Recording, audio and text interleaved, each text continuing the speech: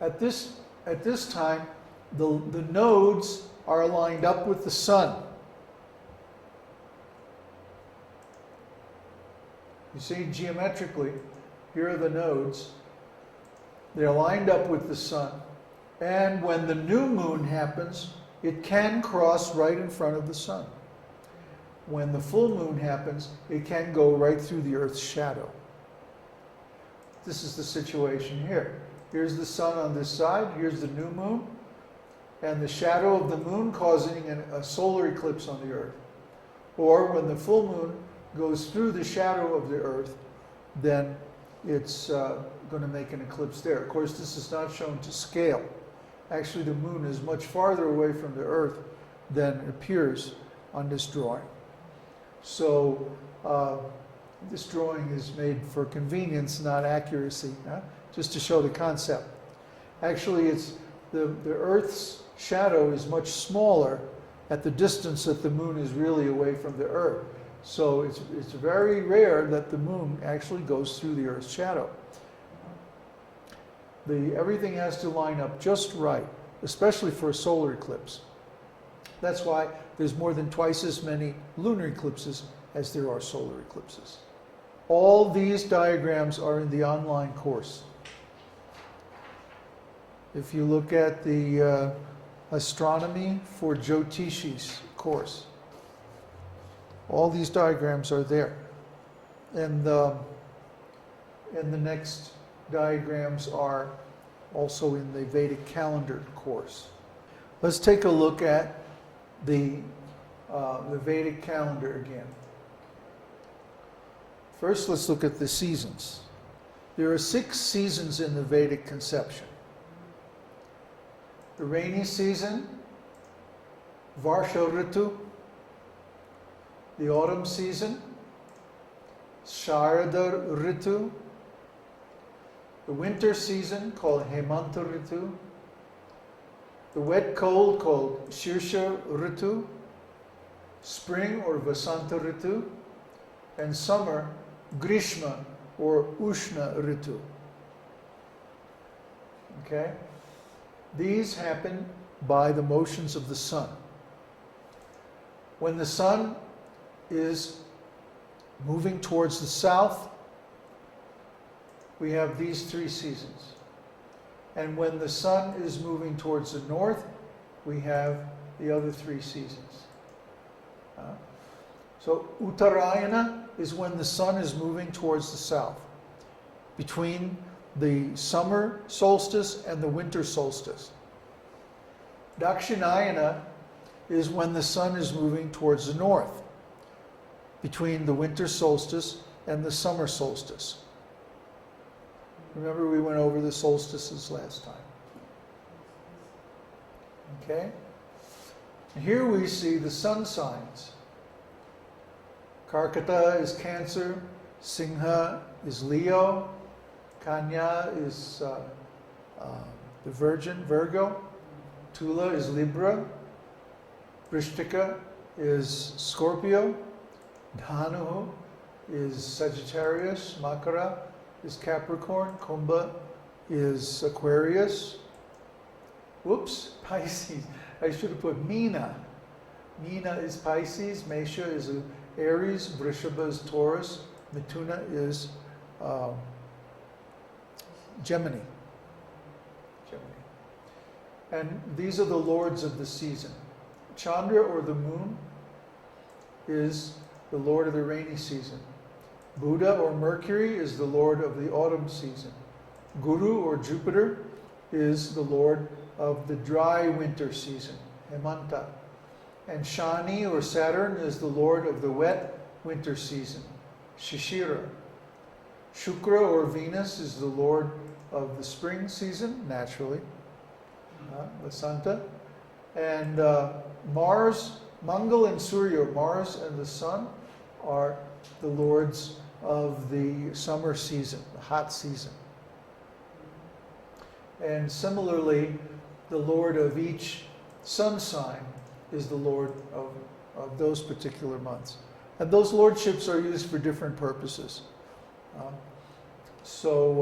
This chart is also in the Panchanga course, which is part of the Vedic Calendar course.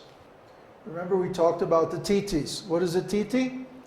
It means 1/30th of the moon's orbit around the earth from new moon to full moon, or full moon to new moon. Remember the pakshas? Shukla paksha, or the waxing moon, the bright fortnight, and Krishna paksha, or the waning moon, the dark fortnight. Each paksha has 15 titis. Okay? And they start with, see, Amavasya is the new moon, and Purnima is the full moon. So each paksha starts from the day after the full moon or the new moon, and then they go up through all the days until full moon is the end of the Shukla paksha, and Amavasya is the end of the Krishna paksha. Now, the days or the titis rather, not the days. I always get them confused myself. Titis, pratipat means the beginning. Dvitiya means 2. Tritiya means the 3rd. Chaturthi means the 4th. Panchami means 5th. Sakshi means 6th. Saptami means 7th. Ashtami means 8th. Navami means 9. Dashami means 10. Ekadashi means the 11th. Dvadashi means the 12th, Triyodashi means the 13th, Chaturdashi means the 14th, and then Purnima or Amavasya means either the full moon or the new moon. And of course, each of these days also has a lord. Depending on what day a person is born on, there are different readings calculated, and we'll go over these when we start working our way through Brihad Parashara or a Shastra. What is the length of a titi? A titi's length can vary as far as the amount of time. It can vary from about 18 hours to about 26 hours, depending on the motions of the sun and the moon. The sun and the moon sometimes move faster and sometimes move slower. So if a lunar month, remember what a lunar month, how we define a lunar month? There's different kinds of lunar months. The kind of month we're talking about now is from new moon to new moon. Synodic month. Synodic month. So if you take a synodic month, you divide it into 30 equal segments. Each one is a titi.